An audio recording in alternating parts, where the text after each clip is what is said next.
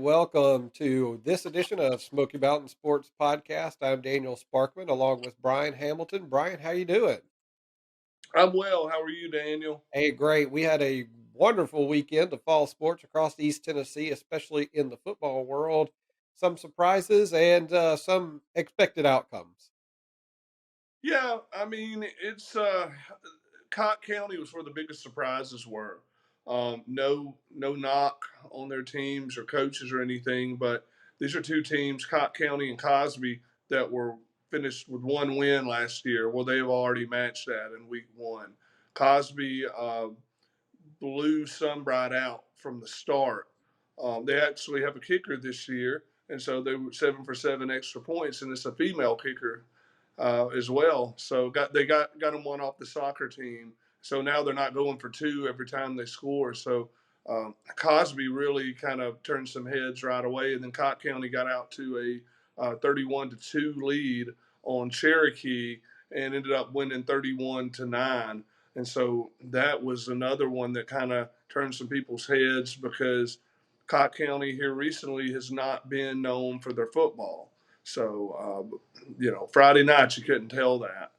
We also had some I did not expect Webb to kind of jump out on Carter like they did. It was a close game till halftime. It was all Webb after. So number 4 Carter goes down.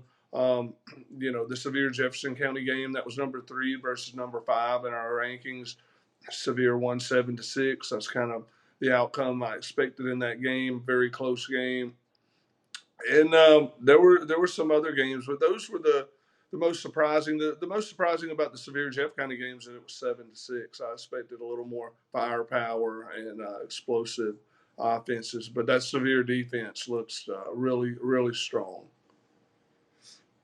And we're taking a look at our preseason top 10. So now let's jump over to our week one top 10 about how things have shifted around and where teams have moved. All right, so number 1 Alcoa went down to Ray County and jump out to a 38-0 lead. The final ends up being 38-21, which kind of got some people asking some questions. What happened? Well, they probably pulled their starters, is what my guess is. They're playing against a 5A school, so against good competition. So probably putting their subs in to get them a little bit of experience because, you never know when you're going to lose somebody and need someone to step in. So I don't think there's a whole lot uh, to look into that, about because Alcoa usually does, but they usually end with a running clock. So, but yeah, Alcoa takes care of business just like I expected. And, Maryville, same thing, 45-7 win over Heritage in a rivalry game. If it is a rivalry in football, obviously nothing's bigger than Maryville Alcoa in the area. But Heritage is just a hop and a skip from Maryville. So Matthew Clemmer ended up throwing for 4 touchdowns. Gage Ledoux ends up with 3 touchdowns, 2 rushing, 1 receiving. And the Clemmer's first pass as a Rebel was an 80-yard screen to Noah Vaughn, the Virginia commit, who takes it 80 yards for a touchdown. So that's not bad for a transfer, is it, Daniel? Your first ever pass is a touchdown. Yeah, I mean, that's a great start to a career at a high school quarterback. But we see that number one and number two have stayed the same. What about our ranking number three? Well, number 3, remember you had the number 3 versus number 5, Sevier County and Jeff County matchup. Jeff County was ranked number 3 to start the year. Sevier number 5. These two have flip flopped in the rankings uh, because of the 7-6 win. Very hard fought game. Sevier was able to hold star quarterback Isaiah Hall to 258 yards passing on 19 of 33 attempts. He threw 1 touchdown on what appeared to be a Hail Mary from about midfield in the second quarter. But the extra point was blocked, and that was the deciding factor of the game. They would have been, playing for overtime on that last drive. But unfortunately, Hall was just unable to get one down the field far enough, and the time ran out. They held Sevier to just 115 yards rushing. Obviously, there wasn't a lot of offense. Garrett Hawkins led Sevier with 65 yards. Hoffman got the only touchdown for Sevier County. Christian Hoffman, the new quarterback for Sevier. He was, 9 for 18 passing for 73 yards, one touchdown on the ground. But Jeff County, the key was Sevier's defense. Like I was telling you, their defense is really strong. Hawkins, being at linebacker, already the school's all-time leading rusher before he even stepped on the field for his senior year. They held Jeff to 30 yards rushing on 15 carries. You do the math, that's 2 yards per carry. So that was really the difference in the game. And, when you can't rush the ball, it makes the passing game difficult, and it did make it difficult for Hall during that matchup. And after the game, we talked with Coach Spencer Riley, and he really said that, he was just disappointed with his team's ability to run the ball. I'll be honest with you, we thought we could limit what they do offensively. And I think we did. Offensively, we hurt ourselves by penalties and turning it over and not doing some good things on special teams. And, we just can't do those things and expect to win a close football game. And there's great learning lessons for us in this. So I'd rather have it today than 5 weeks from now. And on the other side, Sevier County's coach Todd Loveday, really praised the poise of quarterback Christian Hoffman starting his first game after sitting on the sidelines as the backup last year. One of the key plays that Hoffman made was, they were trying to run out the clock, and it was third down.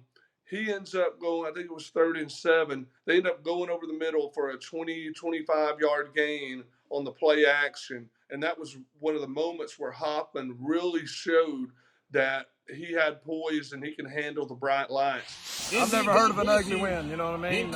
I'll never apologize to win any kind of game. Jeff County's a very physical team with athletes mixed in there, very tough to handle.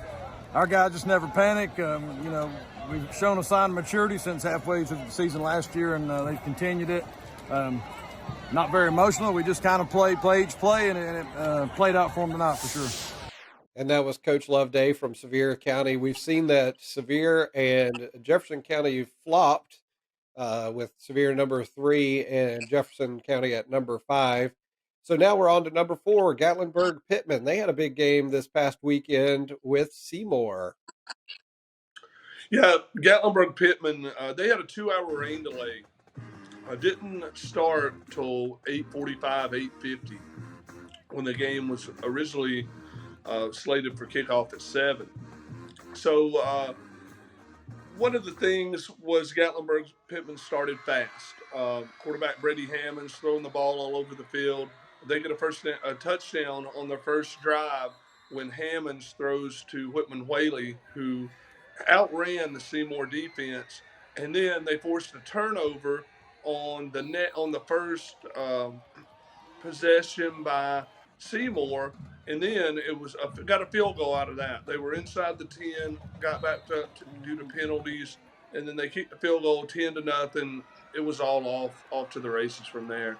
GP ended up taking a 31-0 halftime lead, and then got it to 38-0 that started the running clock. But then Seymour scored. GP scored on a wild touchdown catch by wide receiver Carlos Orr, who's just a junior.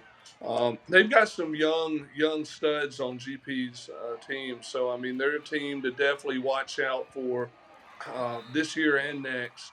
And, they win the game 45-14. Seymour scored with under 2 minutes to go to make it a little more respectable, but the Eagles were just not able to handle the Highlanders on Friday night. And let's go to the coaches here to see what Coach Scott Brandt and Coach Brad Wagoner had to say about the contest. Probably just overly excited. These guys' first varsity experience, and it kind of showed we were kind of all over the place at the beginning, especially with our mentality as far as our assignments. I was very proud of their effort. Their effort was outstanding all game, no matter what was going on. The effort was there, They played hard, and we didn't execute very well. I think the difference between this year and last year is we came in this game with an identity on offense. We knew what these guys could do. Our guys did a great job up front blocking and protecting Brady. We did a good job in the run game. In turn, opened up our passing game. We were able to score quick on them. I think that we went up 17-0. We had one long touchdown play called back, but our guys did a really good job of executing on offense. And I think that it kind of shows you what this offense is capable of. I mean, we're nowhere near where we need to be. We got to keep getting better every week. But I'm really proud of the way the kids came out tonight. We prepared great the last 2 weeks. It was tough last week in that jamboree because we really couldn't show what we want to show on offense. But it worked a lot. Now, this next game, that was our Saturday night special the other night. It was Morristown East, Morristown West, with Morristown West coming out on top. But you picked Morristown East to win, Brian. I did, and I like the name of the matchup. That's a Saturday night special. That's a good song by Leonard Skinner. Right. Yeah, I did pick East. Really, people called that an upset a year ago. This year it was not an upset. We had Morristown West ranked. I thought there would be an upset. These two teams, they really, I wouldn't say hate, that's a strong word, but they strongly dislike one another. It's just like, Alcoa Maryville, but it's up north of Blount County. So that rivalry is always a good one.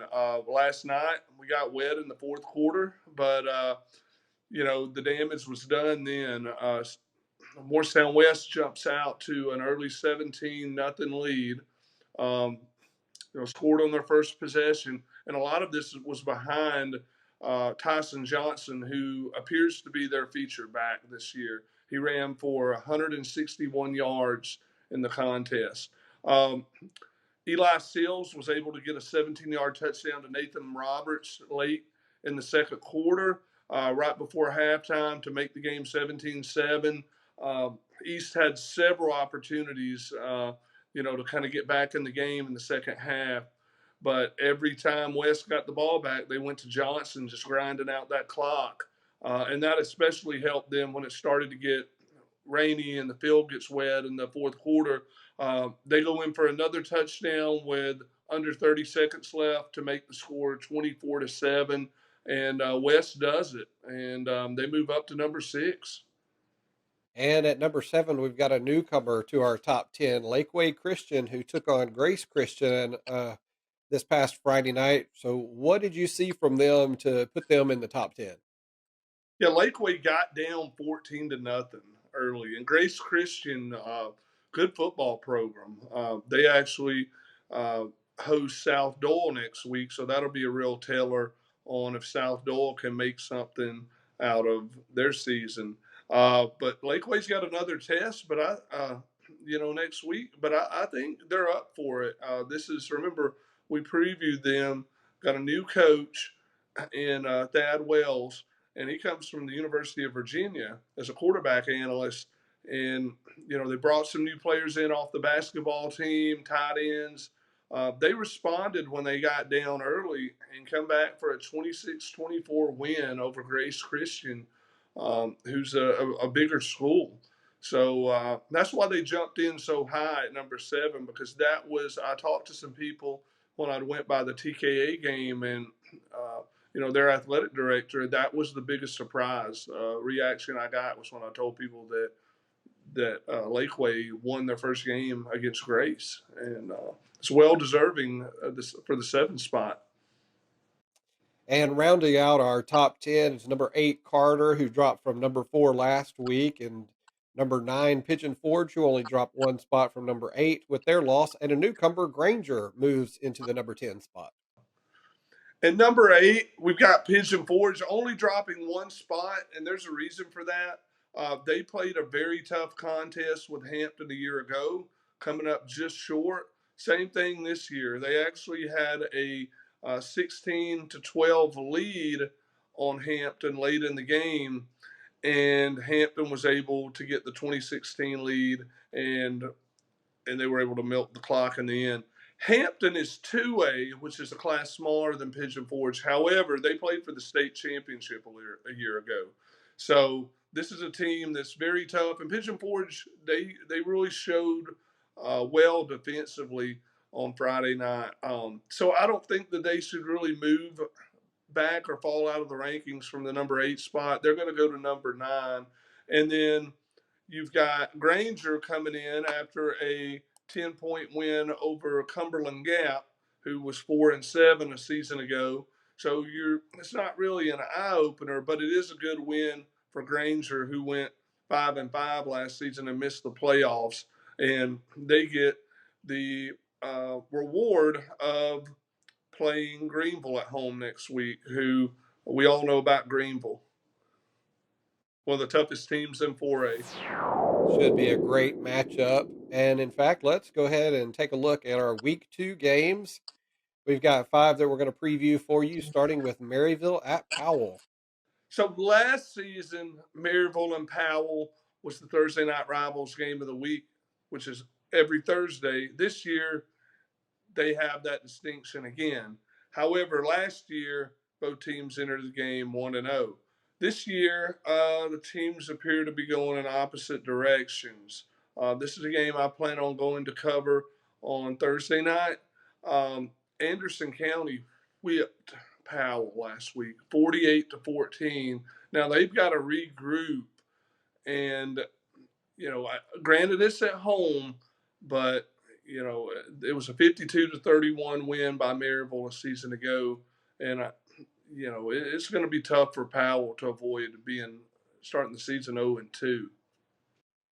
Our next game that we want to talk about is Alcoa at Gatlinburg Pittman, both 1-0 on the season so far. Yeah, Gatlinburg Pittman last season entered this game at 0-1, and they ultimately started the year 0-2. With a 56-7 loss to Alcoa at Alcoa a year ago. They will host this year, but Alcoa, even though you might look at that game, think 38-21, has Alcoa fell off a little bit? I don't think they have. I really think that Alcoa is going to be Alcoa on Thursday night, and it's going to be tough for Gatlinburg Pittman. But like we said, that's not indicative of Gatlinburg Pittman's season. And let's listen here to what Coach Brad Wagner had to say after the win over Seymour about the upcoming game with Alcoa. Alcoa is Alcoa, and until somebody beats them, they're going to always be Alcoa. I mean, we know it's going to be a tough task, but at the same time, last year we played them twice last year and didn't have all our players. But last year, even though we got beat bad that second game of the year, that really helped us as the season went on because they make you play at a faster speed. And we got a ton of respect. I mean, this Alcoa is the king of 3A. They have been for a while, but again, we got to worry about ourselves. We got to come back this week, and we got to keep getting better. So our goal is to get better every week. So at the end of the year, all right, we're still playing. Now we've got a matchup against a couple of teams that we cover regularly. It's Cocke County is going to be at Jefferson County this Friday night. Yeah, this is a matchup that was not as intriguing a week ago, but now, after you see what Cocke County did defensively, especially, with that 31-9 win over Cherokee, and then Jefferson County, how their offense struggled when Sevier really stacked the box and was able to stop their run. It kind of makes this matchup a little bit intriguing. So that's why it's one of our games of the week, and that one should be a good one. This is really a big tilt here because it could tilt Cocke County's, it could astronomically. If they win this game and start 2-0, that's huge. They probably enter the rankings. Jeff County, if they lose this game, they start 0-2. So 2-0, 0-2, and it probably drops them out of the rankings. So this is a big tilt game, and I think it's one that should be intriguing to a lot of people in that area. It's another rivalry game, because Jeff County is only a few miles from Newport, so it'll be a rivalry. Very, very intriguing game. Brian, our next game that we're going to preview for week 2 is Cosby hosting Unicoi County. Yeah, this is a tricky game for Cosby. They're hosting Unicoi, who's a 3A school. They're a 3A school that went 10-1 last year in the regular season. Ended up going 10-2 because they failed to Pigeon Forge 24-0 in the second round. Um, Now, some people say they play in a weak region, hence, Pigeon Forge 7-3 team, really taking them to the woodshed. But 3A versus 1A, there's always a lot of difference there. And this is a solid team that can give Cosby and their offensive attack some problems. Cosby's got the home field advantage. They're coming off a big win over Sunbright. And, also, Unicoi, they took down Northview Academy rather easily at home last week. So, Northview Academy, I don't know that they're a playoff team. They weren't last year. So we're really going to find out a lot about both of these teams, especially Cosby on Friday night. And for our game of the week this week, we've got Carter, who's coming off a loss last week. They are going to be hosting Sevier County. This should be a pretty good matchup, Brian. Yeah, this like we just talked about Jeffco and Cocke County game. This is another swing game. It's going to change somebody's season either positively or negatively. Nobody wants to start 0-2. That's why a lot of your college games, who do they play the first week? Alabama's got Kent State. Tennessee's got Ball State. I mean, nobody wants to start the season 0-1, but 0-2 digs you in a hole. Gatlinburg Pittman did that a year ago. They climbed out of it, made the playoffs.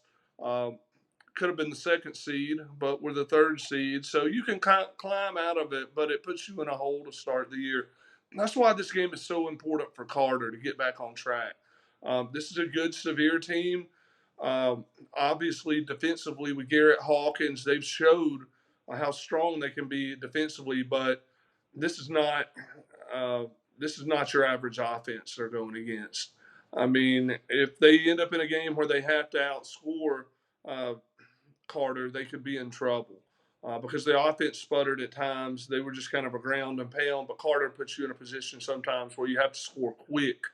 Uh, so this is going to be a great game. I don't think that Carter's loss is going to do anything but give them motivation for this week, and I'm really pumped to watch this game. Yeah, it should definitely be a good one. And speaking of our game of the week, it's time to talk about Friday Night Bites. Last week, had a great one that came out Friday night, Bullseye Pizza over in Seymour. But this week, you're headed to Strawberry Plains. So, do you have a great place for us to talk about this week? Yeah, this is somewhere. I think most people just call it South Knox, but it's close to the Strawberry Plains Pike, and it's called Retro Taco. If you've been on John Sevier Highway, you know, on this the Carter side of Chapman Highway, you've probably seen this place, and I'm really excited to check it out. We'll be recording earlier in the week, and we'll have it up uh, for you by Friday. I'm ready to eat some tacos, man, I know, man. I'm jealous of this one. I wish I could go with you because I love some tacos. especially a retro taco. Absolutely. Well, now it's time to talk about who's going to have that weekly advantage in week 2. We're going to start with our first Thursday night game, our Thursday night rivals, Maryville at Powell. Maryville at Powell. That 48-14 loss, you talk about things that are not, shouldn't be telling. This is telling. Um, I think that it's, I would say I'm taking Powell plus 14.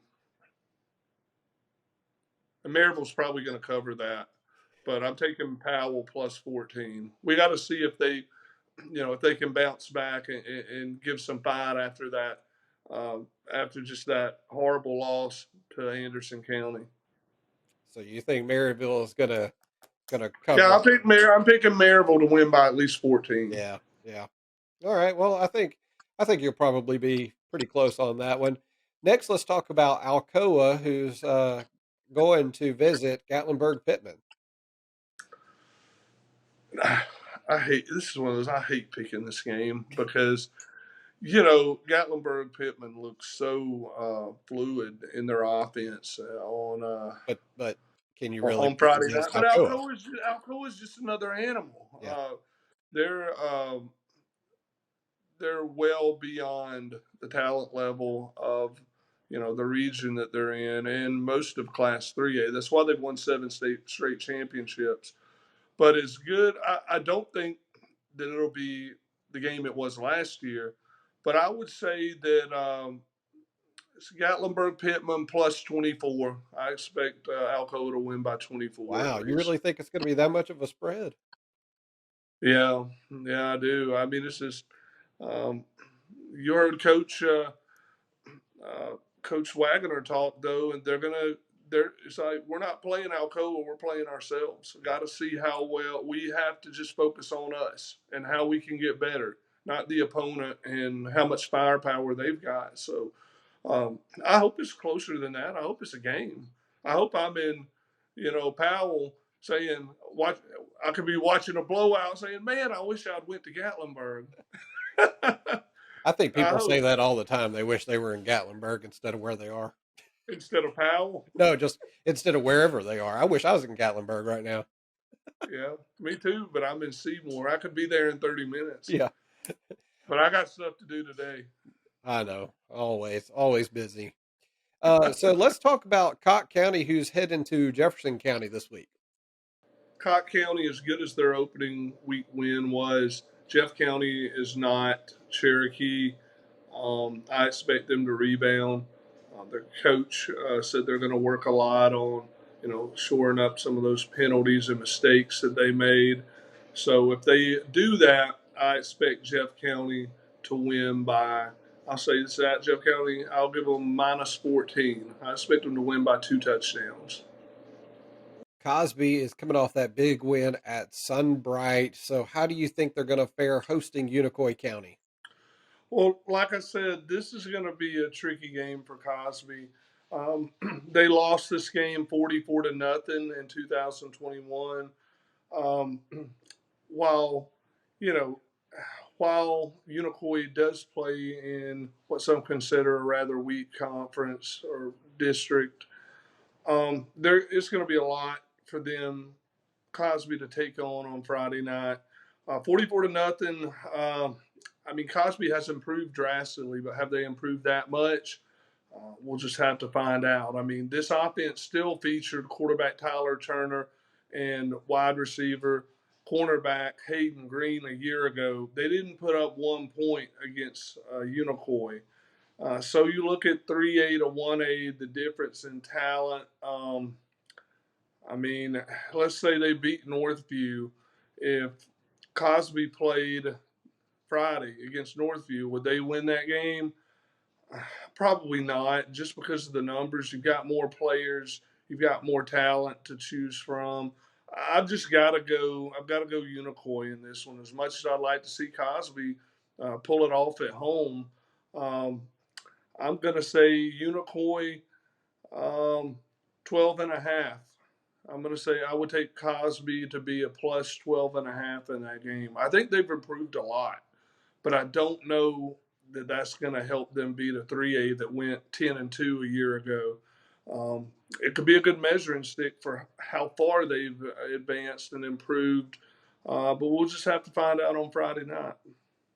Well, now we've got our game of the week. It is Sevier County at Carter. Carter's coming off a tough loss against Knoxville Webb. Do you think they're going to rebound against Sevier County? Well, like I said in the when we previewed the top 5 games this week, I think it's going to depend on, uh, the unstoppable force against the movable object. So, who's gonna bend, who's gonna break that defense of Sevier counties that perform so well, or the offense of Carter's that we saw in the Jamboree game and the first half of last week before they kind of got shut down by Webb. Um, this one is not an upset, really, but I think that Carter will come out determined, and I think their will to win will be enough, especially if Sevier, if they're able to get them in a shootout. Let's say, Jeff County shot itself in the foot a lot last week, like you know we talked about earlier, and they had a lot of penalties, a lot of miscues, um, turnovers, turnovers on downs.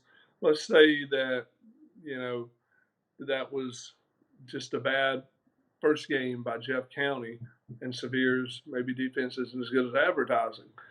Uh, in that case, they get in a shootout with Carter, they're in trouble. And this is at Carter. Carter plays well at home. The several games I went to and covered last year, they won at home. So I think Carter being at home gives it an advantage. And I really think that this is one of those games. It's like a pick 'em, but I'm going Carter -2. I'm giving them 2 points, and I think they'll win. But man, this one will be close. It'll be a lot like last year. They went to Sevier County and won. It was a game that Sevier County led a lot of the game, but they were able to score back-to-back drives late in the game, get some breaks, and they were able to beat Sevier County. But yeah, that's my picks of the week. And while we talked about Tennessee, we also don't need to forget that the college season's upcoming as well. And so next week we'll have a little segment previewing some of our college teams in the area that we cover. And speaking of that, before we head out, what are some final thoughts on week one in high school sports? Well, week one thing I want to do is I want to kind of do a rundown and tell you where the teams are playing next week, because we just talked about 5 of the upcoming games, but we have a lot more on the slate. Seymour at Cherokee is one, as Seymour will try to get their first win of the season and rebound off the ugly loss to Gatlinburg Pittman. William Blount hosts Carnes, and Carnes is always a tough game with the running back they have that is electric, one of the more electric running backs in the country, not just Tennessee. And so William Blount's got their hands full. They got shut out last week. This is a team that's now without Matthew Clemmer as he moved to Maryville, so I don't expect that to go well for William Blount. As good as Carnes is. And they come off a win a week ago over 6A Hardin Valley, which is a good win. Campbell County at Heritage. Campbell County, from what I saw them in the Jamboree, that's going to be a very tough matchup for Heritage. They really put it on South Doyle on that Jamboree. They're able to move the ball through the air quite well also. So Knox Hall's at Morristown East. Morristown East is going to try to rebound. This is a 6A versus 4A matchup, so East this could be a good game. We just don't know if that was East being bad last night or if West is really for real. We will find a lot out about West this coming week as they go to 6A Hardin Valley, who is coming off that loss to Carnes. But Carnes is a good team, so that's a game to kind of keep your eye on. It almost made games of the week. And Morristown West is a 5A, so just to keep y'all not get you confused with the game last night, East is 6A, West is 5A, so they're a smaller school than East. You got Pigeon Forge going to Sullivan East. That's a big game for Pigeon Forge. I mean, they gave it all they had to try and beat the 2A state runner-up, and they ultimately fell. But now they're going to have to go on the road and beat a Sullivan East team who lost to Davy Crockett last weekend. West Green at Northview. This is the game that COVID got last year, so they didn't play. West Green's coming off a 27-6 win over Union County, and this probably will be a tough game for Northview, but it's a home game, so maybe they'll come out and be able to get the win against West Green. the Kings Academy is going to host Meigs County this week. And as we go through the season, you're going to see that the Kings Academy or TKA is going to host a lot of games this year because they had so many COVID cancellations a year ago. So the teams have to play that home game. They didn't even have a home game until homecoming, which was like mid-September. So the teams have to come back to them. They don't get their home game because they canceled. So TKA obviously performed poorly against CAK, which is the Christian Academy of Knoxville, on Friday night. Unable to move the ball, just with Avery Jordan, their second string quarterback, in. He didn't struggle that bad in the Jamboree, but struggled a little bit on Friday night. And they just weren't able to get anything going in a 16-0 loss. So it doesn't get any easier this week for TKA because now Meigs County comes in, who's coming off a 10-1 season with our only loss of the year coming to Trousdale in the second round of the playoffs. So that's going to be a very tough one for TKA to avoid starting 0-2.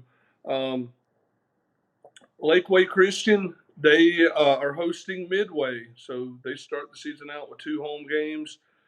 Midway is coming off of a 22-14 win over Sell Creek, and Lakeway should be able to get this win. And if they start 2-0, that'll be huge for that program in only its third year of existence. Granger, they will host Greenville. Greenville's like Alcoa, Maryville. I mean, you know what you're going to get. It's going to be a tough game. They're probably not going to let up until you get a running clock.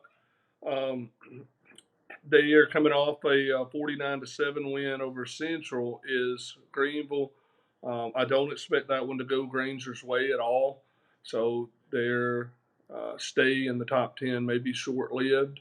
But that's anybody with Greenville. They come to Seymour last year and nearly hung 70 over a Seymour team that went to the playoffs.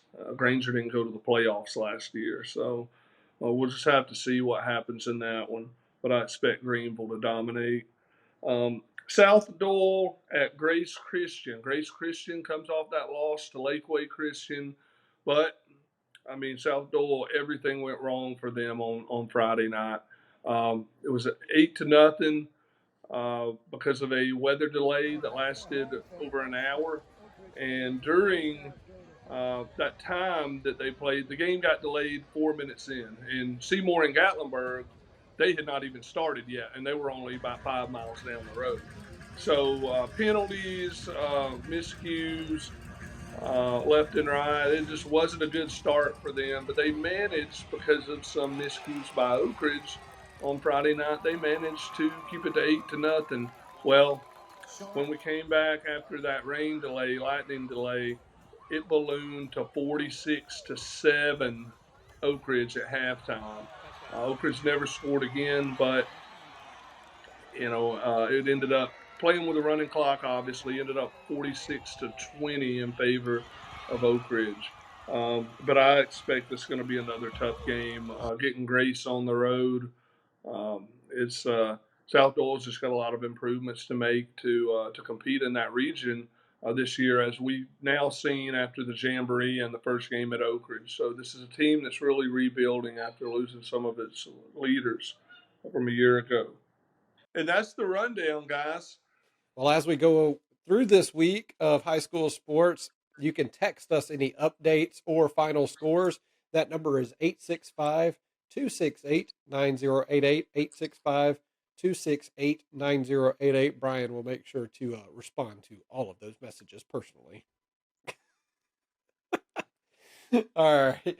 And we would love if you guys would support us as we cover high school sports in East Tennessee so we can bring you better coverage. You can do that on patreon.com/SmokyMTN Sports. That's patreon.com/SmokyMTN Sports.